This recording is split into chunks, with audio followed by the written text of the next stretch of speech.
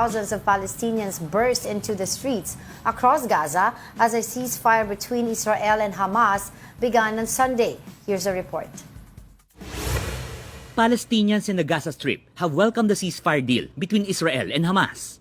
They express relief and joy over the prospect of rebuilding their lives without fear. والله لا يوصف يعني هذا نصر لنا يعني نصر لنا للفقير للي جاع للمصاب للجريح للشعار حتى الشهيد في الجنة كمان انتصر يعني بفرحة أهالي غزة هذه يعني الشعور لا يوصف.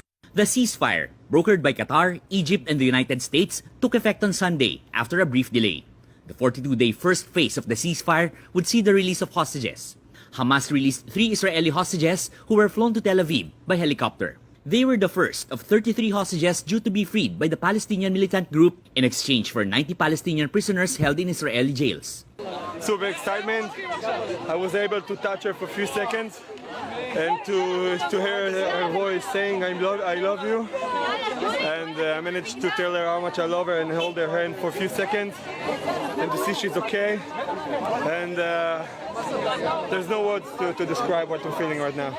Displaced Gazans are starting to return to their homes. In the past 15 months, over 45,000 Palestinian people in Gaza have been killed by the Israeli onslaught, which began on October 7, 2023 after Hamas launched surprise attacks on southern Israel. For News 5, Gerard de la Peña, We Are One News. Yan. So as we speak, there are already 630 trucks with humanitarian aid entered the Gaza para dun sa mga tao dyan, no, na nangangailangan ng tulog. Kasi diba, access to food and water is really hard, especially during the attack, no? Nakita mo yung sinabi ng isang yung taga-Gaza, di ba? This move, this ceasefire benefits the poor. Kasi ang poor talaga sa Gaza Strip ang tinamaan dito. Yes. Because Hamas, given they're tagged as a part of a terror group, they're using innocent Palestinians as shields. Human shield. As human shields. Nadadamay sila sa gulo ng dalawang paksyon. Israel naman retaliated because of that initial attack on them sa concert sa desert, October. So this benefits all of them, but the question is, will this ceasefire lead to a longer lasting peace deal? Well, that's the goal. Everyone is hoping for that, of because it's going to be difficult for a lot of them daw to rebuild kasi sirang-sira na talaga yung area na yan. Totoo. That's the goal, long-lasting peace. Long-lasting peace. Kaya nga, they have set 3 phases of the ceasefire. First phase would be this one. Papauwiin na, pwede na umuwi yung mga tao doon, pero anong uuwian nila?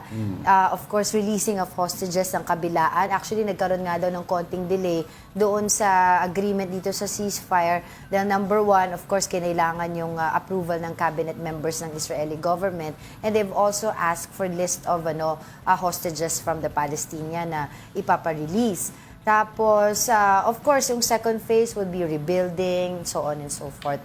Yung pag-alis ng mga tropa ng militante ng Israel sa Gaza, may mga areas na pumayag silang alisin, but there are still areas na they will still be there. Pero wala daw operations, but most of the Israeli Defense Forces will be there to secure yung area, to make sure na hindi mag-relapse or lumala yung sitwasyon. Kasi baka mag-take advantage itong mga ibang Hamas militants daw, they might have operations during the ceasefire. But it's an ongoing conflict. We will update you as we move along.